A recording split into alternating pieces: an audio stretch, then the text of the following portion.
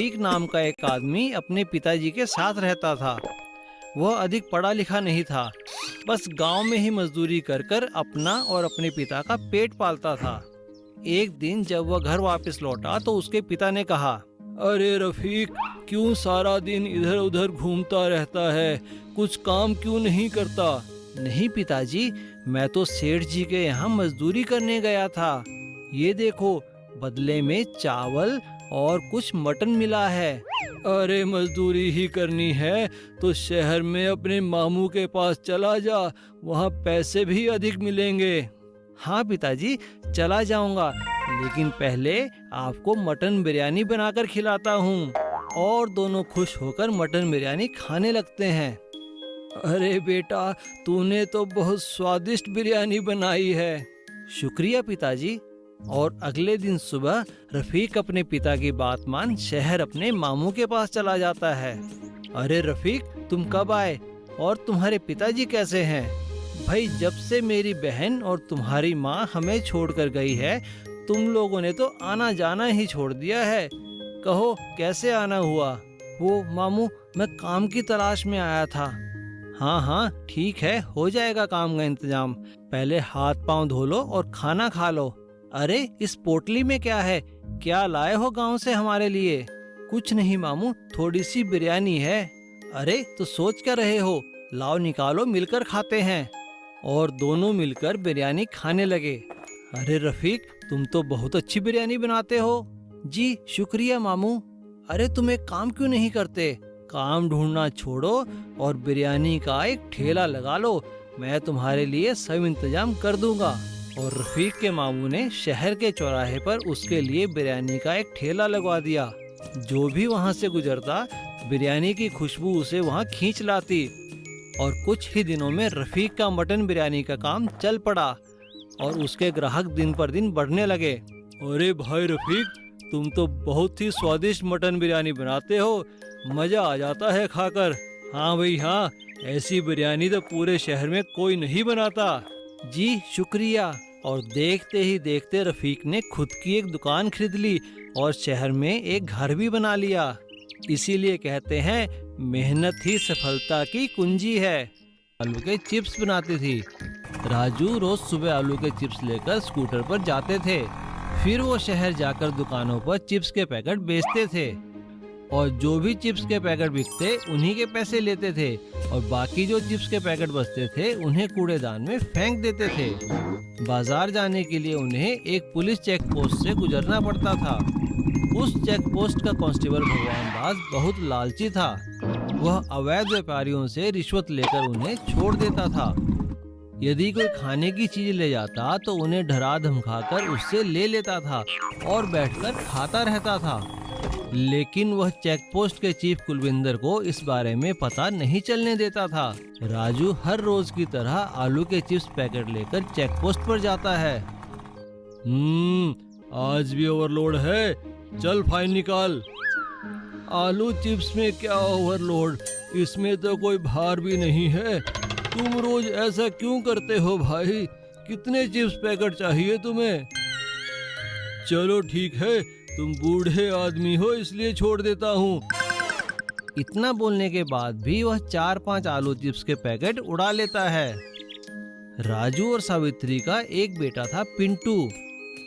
पिंटू सुबह शाम दोस्तों के साथ घूमता फिरता, सिनेमा देखता, मजे करता और झूठ बोलकर पैसे भी लेता था। एक दिन राजू बहुत बीमार हो गया। बेटा, अब तुम्हें अपने दोस्तों के साथ घूमना फिरना बंद करना होगा। अब से तुम्हें ही दुकानों पर चिप्स बेचने पड़ेंगे।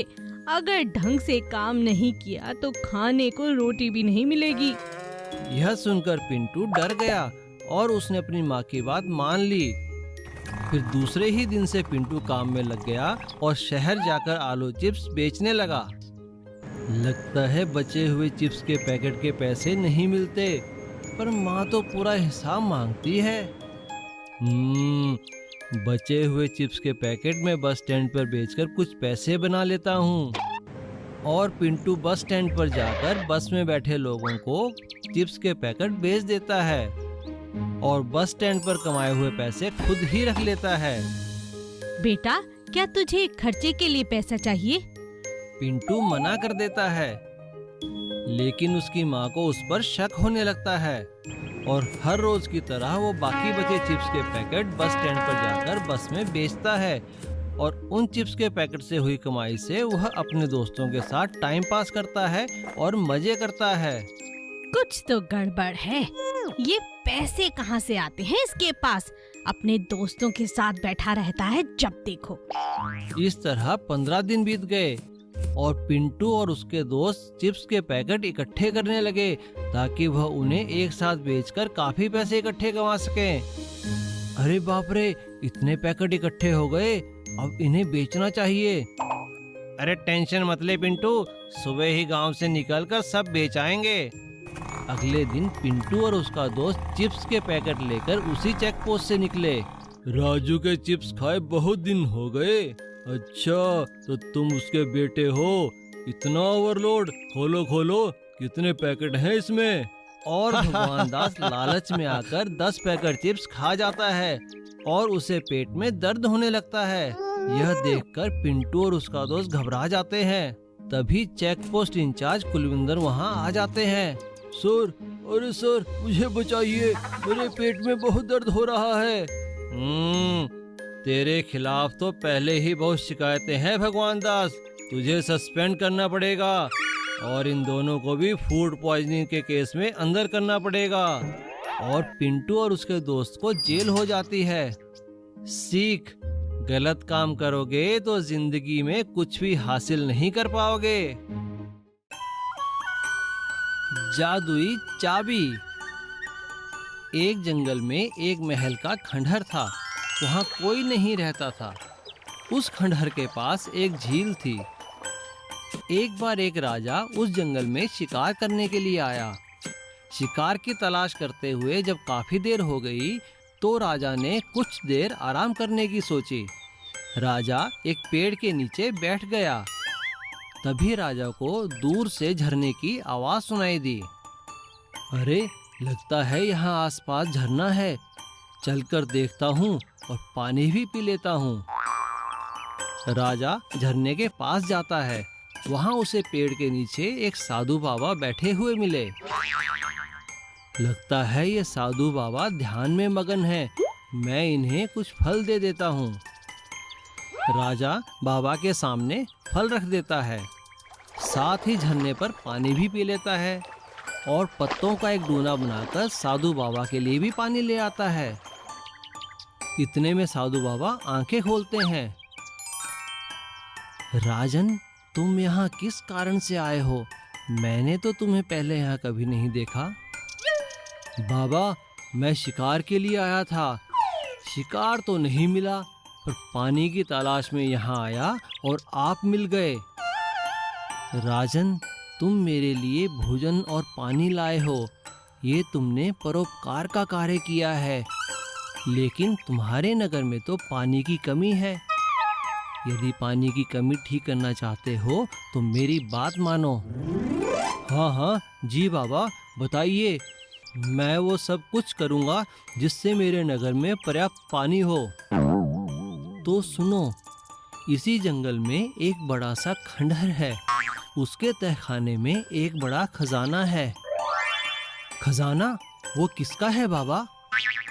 वो खंडहर और वो खजाना मेरे परिवार का था, पर जब से मैंने संन्यास लिया है तब से वो खजाना वहाँ दबा पड़ा है। मेरा कोई वारिस नहीं है। तुम इसे निकाल लो ताकि मैं शांति से अपने गुरु के पास जा सकूं। पर बाबा, मैं उस खजाने का क्या करूँगा? मैं चाहता हूँ तुम उस खजाने को लोक कल्याण के कार्य में लगाओ। इस झरने का पानी अपने नगर तक ले जाओ। लेकिन बाबा, मैं उस खजाने तक पहुँचूंगा कैसे? उस महल के दरवाजे के दाईं ओर एक चाबी है जो सिर्फ निस्वार्थ भाव से कार्य करने वालों को ही मिलेगी और तुम्हें वो चाबी मिल जाएगी। और राजा उस खजाने की चाबी को ढूंढ लेता है और साधु के आशीर्वाद से झरने से लेकर शहर तक एक नहर निकालता है। नहर आसपास के सारे खेतों को पानी पहुंचाती है, जिससे नगर के सभी लोग खुशहाल जीवन व्यतीत करने लगते हैं। और राजा अपनी पूरी प्रजा के साथ साधु बाबा का धन्यवाद करता है। Please subscribe.